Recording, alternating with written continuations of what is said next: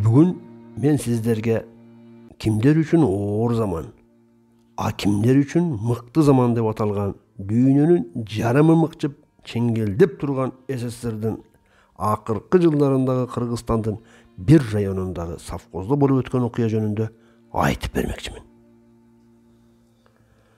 Бирөөлөр үчүн мыкты заман деп айтканыбыздын жөнү мындай. Коммунисттик партиянын идеяларына сугарылган ортозар адамдар колунан келишинче Советтер Союзунун ар дайым бар болушун каалап, жана Советтер Союзусуз биз өзүбүздү өзүбүз эч качан бага албайбыз дегендей түшүнүк да жаратып жиберишкен. Ал эми биздин аксакалдардын айтуусунда токчулук, кененчилик, барчылык, төгүн чачын бар керчилик заман ошол 70 жылдын ичинде 65-70 жылдардан 90 жылдарга чейин токчулук болуп, ошол төгүн чачын токчулукту Совет өкмөтү элге бекер эле мегиле, ичкиле, жегиле да жүргүлө деп берип койгон эмес дешет.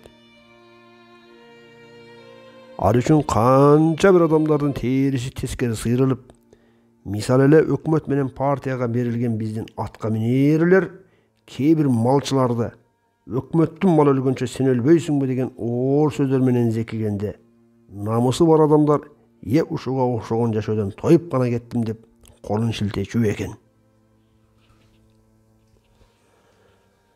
Ошол учурда өкмөттүн кайыгында сүзсө да адамгерчиликти карманып элге журтка күйгөн партократтар да болгон эле. Жеке эле биздин номер 104 жылкы заводу деп аталган совхоздон мал чарбага, анын ичинде асыл тукум жылкы жана меринос породасындагы койдун жүнү менен этин өндүрүү элдин шартына жараша дагы кошумча тамеки багытында да ишмердүүлүк жүргүзүп, мамлекеттик милдеттемени аткаруу үчүн план толтурууга карапайым элди, профсоюздук уюмдарды, жогорку окуу жайлардын студенттерин, кала берсе жашы жете элек мектеп окуучуларында маал-маалы менен кара жумушка тартып, район аралык, колхоз, совхоз аралык социалисттик милдештерди уюштуруп, мамлекеттик милдеттемени милдеттүү түрдө аткарууга буйруп турган. Областтык жана райондук комитеттин секретарлары мындай кой, жөнөкөй эле совхоздун директору коммунисттик партиянын өкүлү болгондугу үчүн эбегейси зор бийликке ээ болгон. Ал өзү прокурор, өзү сот, өзү падыша, өзү хан сыяктуу жергиликтүү тургундарга сөөмөй кезеп, өктөм сүйлөп, анын сөзүнө эч ким кайша айтып сөз кайтара алчу эмес эле. Бирок ар нерсенин өз доору болот эмеспи? Михаил Горбачев бийликке келгенден кийин кайра куруу айкындуулук шаарданасы орнуп, биздин совхозда демократиянын мөмөсүн эңсегендер арбын болуп, алардын арасында Нурушев Рахим да бар эле. Жаңы замандын жаңы принциптери мурунку партократтарга бир топ оор болуп, аттан түшсө да үзөңгүдөн бутун чыгаргысы келбей турушту. Ошол айкындуулуктун шамалы менен бир күнү Нурушев Рахим совхоздун башкармасы Талканбай Калыковдун карапайым жумушчуларга кылган партократча өктөм сөзүнө кайша сүйлөй коюп, анын тымызын кек сактаган душманына айланган. Өмүрү партократ болуп, идейли кайша укпаган башкарма кайра куруу доорунда мурдагыдай сөөмөй менен жумуштан ыргытуу азыр эми болбой калганы менен, аны башка бир ыкмалар аркылуу ишке ашыруунун жолу бар экенин сонун эле билүүчү. Ошол үчүн арадан 3 күн өтүп санитар зоотехник болуп иштеп жүргөн Нурушев Рахимди кабинетине чакыртып, көпкө жылуу сүйлөшмүш болуп, анан Рахим, сен өтө мыкты жигитсиң. Совхоздун мал чарбасынын ийгиликтерин ашыруу үчүн мына сендей курч чечкиндүү профессионал жигиттер менен иштешим керек. Андыктан мен сенин кызматыңды жогорулатуум үчүн сен билимиңди арттырууң керек деген чечимге келип отурамын. Сенин чыгымдарыңдын баары совхоздун эсебинен болот. Сен Фрунзеге барып 3 ай окуп келишиң керек деп, ынабаганына көнбөгөнүнө карабай, Гөндүр атта кассадан командировкага 150 сом алууга буйрук кагаз жана окууга багыттама берип жөнөтүп жиберет. Арадан 3 ай убакыт өтүп дипломун алып келген Нурушев жаңы көйнөгүн кийип, шымын үтүктөп, ошол доордогу атка минерлерге тиешелүү болгон шляпа кийип, кереле басып башкарманын кабылдамасына барса, Талканбай Калыков өзү жылуу тосуп алып учурашып отурушат. Жакшы сөздөр болот. Баарын дыкат угуп отурган Калыков окууну бүтүп келишиң менен куттуктаймын. Абдан жакшы болуптур. Сен барып эми дагы бир ай эс алып кел. Эмдиги айда жумушка орноштурайын, деп жылуу узатат. Арадан дагы бир ай өтөт. Нурушев Рахим адаттагыдай костюм шымын кийип башкармага кайра келет. Бул жолку учурашууда башкарма бир аз салкын тосуп алат да кабинетине чогуу киришет. Нурушев жакшы эс алып келгенин, эми өз ордуна жумушка чыга берүүсүн суранып, арызын жаза келип, чоо жайды түшүндүрөт. Дерезеге кайдыгер карап отурган башкарма капилеттен корстона өктөм үн менен: "Сен үчүн мен кимди жумуштан ыргытышым керек? Орун жок.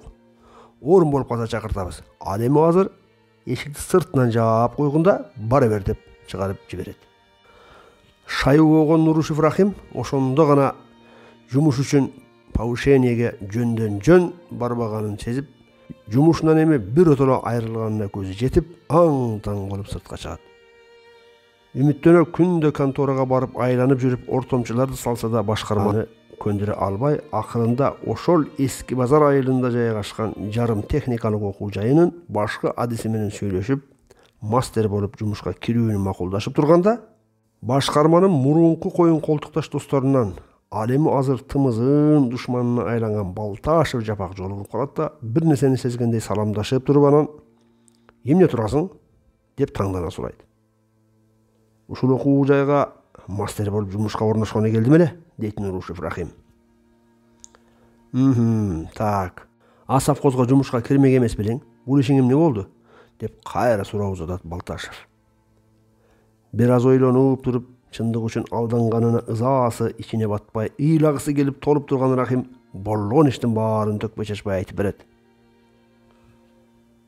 Жапак ойлонуп бир аз турат да: "Эним, бул ишиң болбойт сага. Сага башка бир жумуш бар. Кыла аласыңбы? Эгер кылам десең айтайын. Бирок бул жумуш сенин гана колуңдан келерин мен бөркүмдө эле билемин." "Эмне жумуш?" деп Рахим таңдана сурайт. "Сени бир адамдар менен жолуктурайын. Калган сөздү ошолор айтсын. Кандай дейсиң?" дейт Балташев. "Макул, жолугалы" деп Рахим да макулдугун берет да эртеси болжошкон жерге Балташев жабагы экөө келет. Бир маанилүү ишти бүтүрөөрдө чайканада отуруп аш демдеп дасторкон үстүндө сүйлөшө турган түштүк элине тиешелүү болгон каада салт бар. Булар да салтка ылайыктап чайканада жолугушат. Жолугушууга райондук компартиянын атактуу дөү шаасынын бири Жолдош X баш болгон, бирин экин дагы партиянын кадырлуу активдери менен райондун милициясынын тергөө бөлүмүнүн жетекчиси майор X да келет. Жолугушууда негизинен совхоздун чыгаша бөлүгү киреше бөлүгүнөн ашып түшкөндүгү, акыркы 5 жылдыктын жыйынтыгы совхоз минус менен жыйынтыктаганы, өкмөт менен партия элге план жүктөөдө мал чарбачылыкта, мисалы айрыкча кой төлдөтүү маалында эжели 100 баш тубар койдон 100 баш козу алынса да, анын чоңоюп, торолуп, жетилип кетишине эгерде шарт жакшы болбосо эч ким кепилдик бере албасын эске албай, чабандарга милдеттеме катары 100 тубар койдон 200дөн, 180ден, 150дөн козу төл алып берем деген милдеттеме жүктөп, эртеңки күнү ачык эле растрата коркунучуна дуушар кылып койгондугу да айтылат.